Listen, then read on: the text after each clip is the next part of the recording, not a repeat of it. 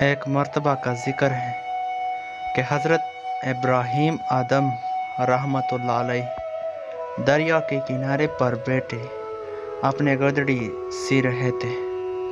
اچانک وہاں سے ایک وزیر کا گزرا ہوا۔ اس نے جو حضرت ابراہیم آدم کو اس حالت میں دیکھا تو بڑی حیرت کا اظہار کیا اور کہنے لگا کہ کس قدر عظیم سلطنت کے مالک ہیں اور فقیری کو اختیار کر رکھا ہے۔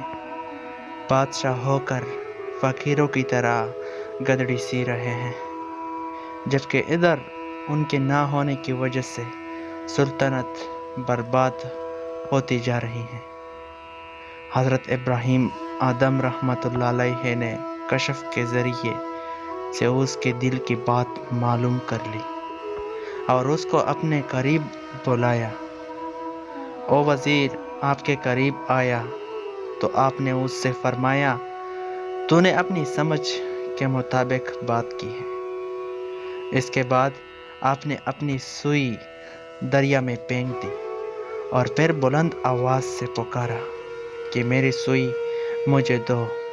اچانک دریا کے اندر سے ہزاروں مچھلیاں اپنے اپنے منہ میں سوئی دبائے ہوئی پانی سے باہر نکلی۔ حضرت ابراہیم آدم رحمۃ اللہ علیہ نے پھر آواز دی، اے اللہ، مجھے صرف میری سوئی چاہیے۔ چنانچہ اسی وقت ایک دوسری مچھلی برآمد ہوئی جس کے منہ میں حضرت ابراہیم علیہ السلام کی سوئی تھی۔ آپ نے سوئی اس مچھلی سے لے لی۔ اس کے بعد آپ نے اس وزیر کی طرف توجہ کرتے ہوئے فرمایا کہ یہ بادشاہی اچھی ہے یا او حقیر سلطنت کی بادشاہی؟ پھر خود ہی فرمایا، یقیناً یہ بادشاہی حقیقی بادشاہی ہے اور سب سے اچھی ہے۔ یہ سن کر اور دیکھ کر وزیر نے معذرت کی اور اپنے راستے چل دیا۔